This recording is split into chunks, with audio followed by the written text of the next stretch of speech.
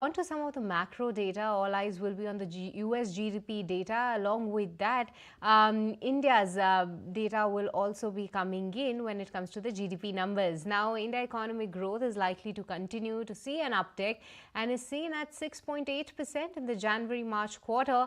But what to expect this time around? Let's go across to Varun to find out what's the expectation for the India GDP growth. Varun.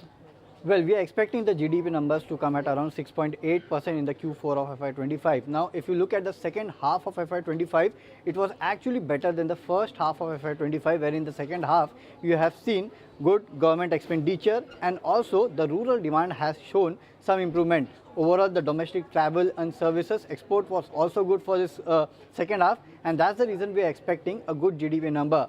In fact, if you look at some of the high frequency indicators, they have actually performed better in the second half of FY25, better than the first half of FY25.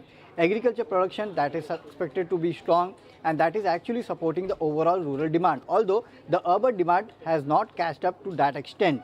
The construction activity, that too is resilient. Also, in the month of April, if you see, the overall goods export that have seen some spike. Now that would reflect in the Q1 FY26 numbers, but overall, if you look, the household consumption, it is likely to remain somewhat range bound, and also the difference between the GVA and GDP will be there, and that will be because of the higher net taxes. So we are expecting good GDP numbers. If you look at the RBI estimates, that was around 6.3. We are expecting it to come at around 6.8%. So let's see, after a beat on the IIP, if we get a beat on GDP numbers as well.